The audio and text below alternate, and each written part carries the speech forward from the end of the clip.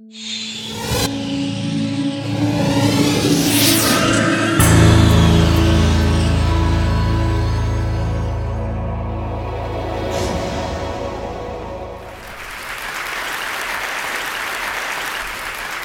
want you to take a trip with me. Picture yourself driving down a small road in Africa.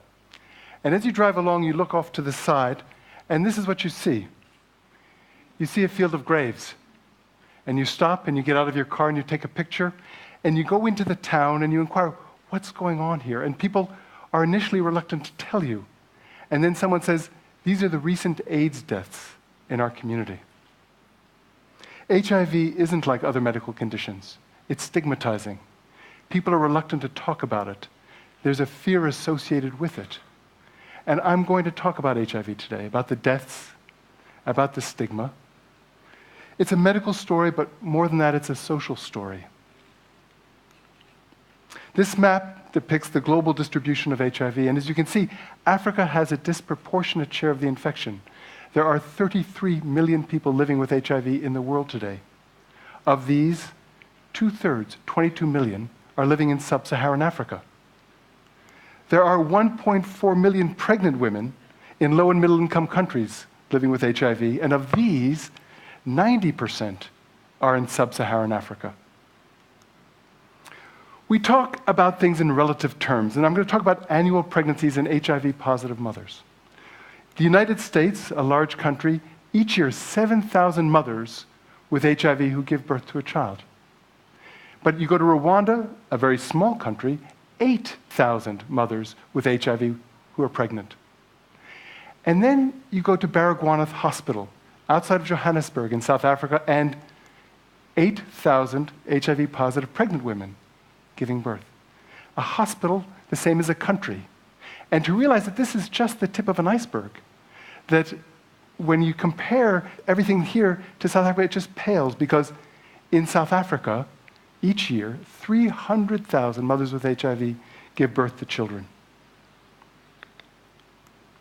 So we talk about PMTCT, and you refer to PMTCT, prevention of mother-to-child transmission.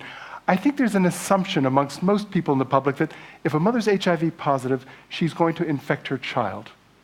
The reality is really very different. In resource-rich countries, with all the tests and treatment we currently have, less than 2% of babies are born HIV positive. 98% of babies are born HIV negative. And yet the reality in resource-poor countries, in the absence of tests and treatment, 40% of children are infected, 40% versus 2%, an enormous difference. So these programs, and I'm going to refer to PMTCT through my talk, these prevention programs, simply they're the tests and the drugs that we give to mothers to prevent them from infecting their babies, and also the medicines we give to mothers to keep them healthy and alive to raise their children. So it's the test a mother gets when she comes in, it's the drugs she receives to protect the baby that's inside the uterus and during delivery, it's the guidance she gets around infant feeding and safer sex. It's an entire package of services, and it works. So in the United States, since the advent of treatment in the middle of the 1990s, there's been an 80% decline in the number of HIV-infected children. Less than 100 babies are born with HIV each year in the United States, and yet, still, over 400,000 children born every year in the world today with HIV. What does that mean? It means 1,100 children infected each day. 1,100 children each day infected with HIV. And where do they come from? Well, less than one comes from the United States. One, on average, comes from Europe. 100 come from Asia and the Pacific. And each day, 1,000 babies are born each day with HIV in Africa. So again, I look at the globe here and the disproportionate share of HIV in Africa. And let's look at another map. And here again, we see Africa has a disproportionate share of the numbers of doctors. That thin sliver you see here, that's Africa. And it's the same with nurses. The truth is, sub-Saharan Africa has 24% of the global disease burden, and yet only 3% of the world's healthcare workers. That means doctors and nurses simply don't have the time to take care of patients. A nurse In a busy clinic, will see 50 to 100 patients in a day, which leaves her just minutes per patient, minutes per patient. And so when we look at these PMTCT programs, what does it mean? Well, back in 2001, when there was just a simple test and a single dose of a drug, a nurse, in the course of her few minutes with a patient, would have to counsel for the HIV test, perform the HIV test, explain the results, dispense the single dose of the drug nevirapine, explain how to take it, discuss infant feeding options, reinforce exclusive infant feeding, and test the baby in minutes. Well, fortunately, since 2001, we've got new treatments, new tests, and we're far more successful, but we don't have any more nurses. And so these are the tasks a nurse now has to do in those same few minutes. It's not possible. It doesn't work. And so we need to find better ways of providing care. This is a picture of a maternal health clinic in Africa. Mothers coming pregnant and with their babies. These women are here for care. But we know that just doing a test, just giving someone a drug, it's not enough. Meds don't equal medical care. Doctors and nurses frankly don't have the time or skills to tell people what to do in ways they understand. I'm a doctor. I tell people things to do, and I expect them to follow my guidance, because I'm a doctor. I went to Harvard. But the reality is, if I tell a patient, you should have safer sex, you should always use a condom, and yet in her relationship she's not empowered, what's going to happen? If I tell her to take her medicines every day, and yet no one in the household knows about her illness, it's just not going to work. And so we need to do more.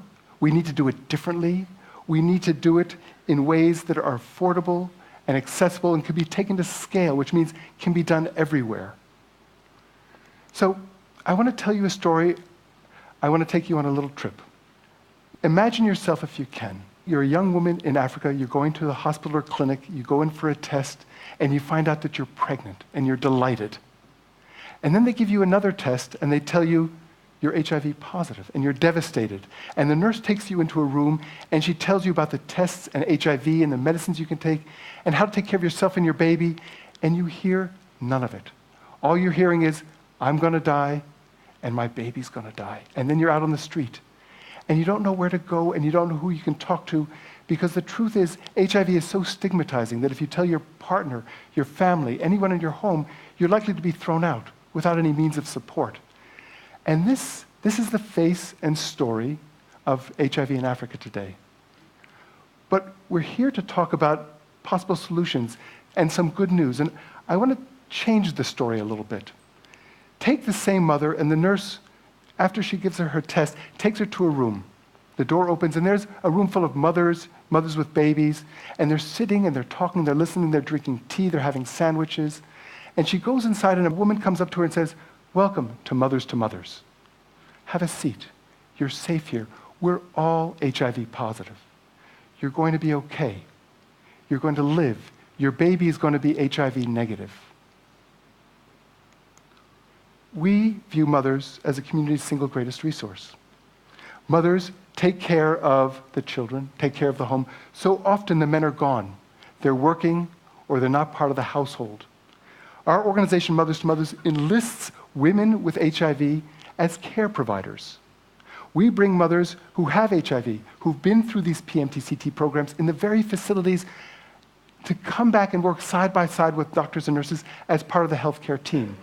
These mothers, we call them mentor mothers, are able to engage women who, just like themselves, pregnant with babies, have found out about being HIV positive, who need support and education. And they support them around the diagnosis and educate them about how to take the medicines, how to take care of themselves, how to take care of their babies. Consider, if you needed surgery, you would want the best possible technical surgeon, right? But if you wanted to understand what that surgery would do to your life, you'd like to engage someone who's had the procedure.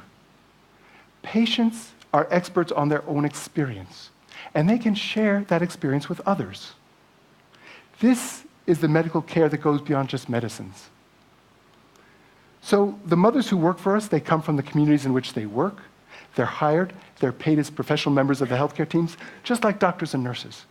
And we open bank accounts for them, and they're paid directly into the accounts, because their money is protected. The men can't take it away from them.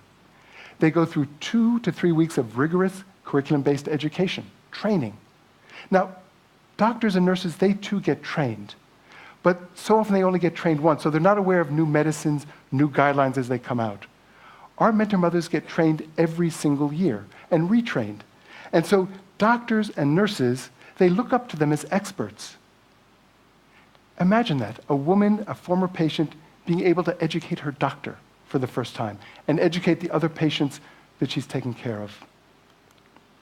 Our organization has 3 goals. The first, to prevent mother-to-child transmission. The second, keep mothers healthy, keep mothers alive, keep the children alive. No more orphans. And the third, and maybe the most grand, is to find ways to empower women. Enable them to fight the stigma and to live positive and productive lives with HIV. So how do we do it? Well, maybe the most important engagement is the one-to-one. Seeing patients one-to-one, educating them, supporting them, explaining how they can take care of themselves. We go beyond that. We try and bring in the husbands, the partners. In Africa, it's very, very hard to engage men. Men are not frequently part of pregnancy care. But in Rwanda, in one country, they've got a policy that a woman can't come for care unless she brings the father of the baby with her. That's the rule. And so the father and the mother together go through the counseling and the testing. The father and the mother together, they get the results. And this is so important in breaking through this stigma. Disclosure is so central to prevention. How do you have safer sex? How do you use a condom regularly if there hasn't been disclosure? Disclosure is so important to treatment because, again, people need the support of family members and friends to take their medicines regularly. We also work in groups. Now, the groups, it's not like me lecturing, but what happens is women, they come together. Under the support and guidance of our mentor mothers, they come together and they share their personal experiences. And it's through the sharing that people get tactics of how to take care of themselves, how to disclose, how to take medicines. And then there's the community outreach, engaging women in their communities. If we can change the way households believe and think, we can change the way communities believe and think. And if we can change enough communities, we can change national attitudes. We can change national attitudes to women and national attitudes to HIV. The hardest barrier really is around stigma reduction. We have the medicines, we have the tests, but how do you reduce the stigma? And it's important about disclosure. So a couple years ago, one of the mentor mothers came back and she told me a story. She had been asked by one of the clients to go to the home of the client because the client wanted to tell the mother and her brothers and sisters about her HIV status, and she was afraid to go by herself. And so the mentor mother went along with, and the patient walked into the house and said to her mother and siblings, "I have something to tell you, I'm HIV positive." And everybody was quiet. And then her oldest brother stood up and said, "I too have something to tell you. I'm HIV positive. I've been afraid to tell everybody." And then this older sister stood up and said, "I too am living with the virus, and I've been ashamed." And then her younger brother stood up and said, "I'm also positive. I thought you were going to throw me out of the family." And you see where this is going. The last sister stood up and said, "I'm also positive. I thought you were going to hate me." And there they were, all of them together for the first time, being able to share this experience for the first time and to support each other for the first time. Women come to us and they are crying and scared. I tell them my story, that I am HIV positive, but my child is HIV negative. I tell them, you are going to make it and you will raise a healthy baby. I am proof that there is hope. Remember the images I showed you of how few doctors and nurses there are in Africa. And it is a crisis in healthcare systems. Even as we have more tests and more drugs, we can't reach people. We don't have enough providers. So we talk in terms of what we call task shifting. Task shifting is traditionally when you take healthcare services from one provider and have another provider do it. Typically, it's a doctor giving a job to a nurse.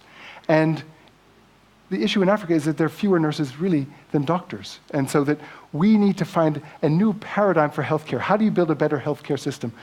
We've chosen to redefine the healthcare system as a doctor, the nurse, and a mentor mother. And so what nurses do is that they ask the mentor mothers to explain how to take the drugs, the side effects. They delegate education about infant feeding, family planning, safer sex, actions that nurses simply just don't have time for. So we go back to the prevention of mother-to-child transmission. The world is increasingly seeing these programs as the bridge to comprehensive maternal and child health, and our organization helps women across that bridge. The care doesn't stop when the baby's born. We deal with the ongoing health of the mother and baby, ensuring that they live healthy, successful lives. Our organization works on 3 levels. The first, at the patient level. Mothers and babies, keeping babies from getting HIV, keeping mothers healthy to raise them. The second, communities, empowering women. They become leaders within their communities. They change the way communities think. We need to change attitudes to HIV. We need to change attitudes to women in Africa. We have to do that. And then we work at the level of the healthcare systems. Building stronger healthcare systems. Our healthcare systems are broken. They're not going to work the way they're currently designed. And so doctors and nurses who need to try to change people's behaviors don't have the skills, don't have the time. Our mentor mothers do. And so in redefining the healthcare teams by bringing mentor mothers in, we can do that. I started the program in Cape Town, South Africa back in 2001. It was at that point just the spark of an idea. Referencing Stephen Johnson's very lovely speech yesterday on where ideas come from, I was in the shower at the time. I was alone.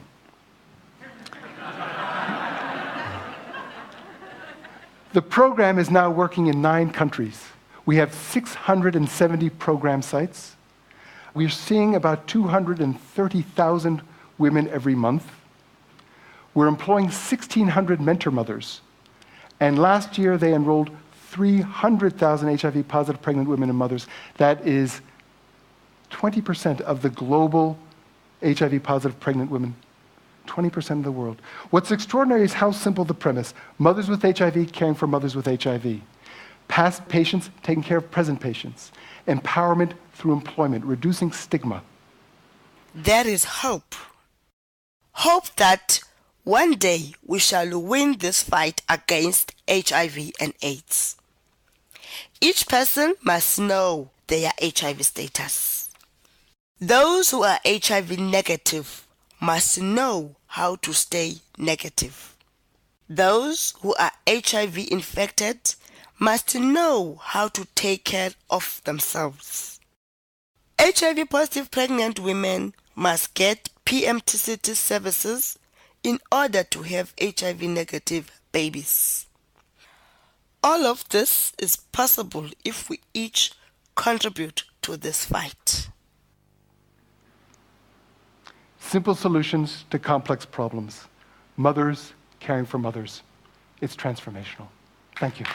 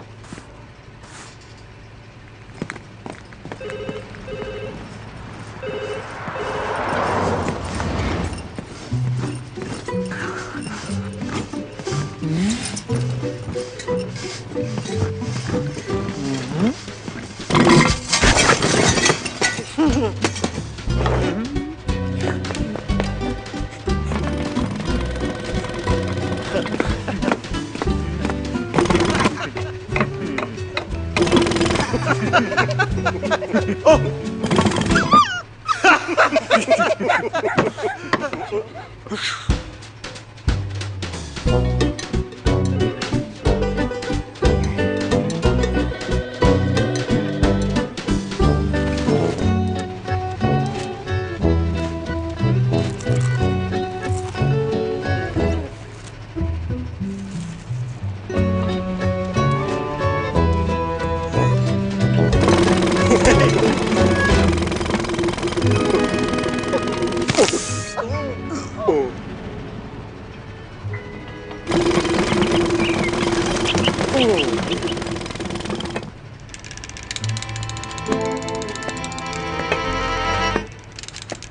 Thank you.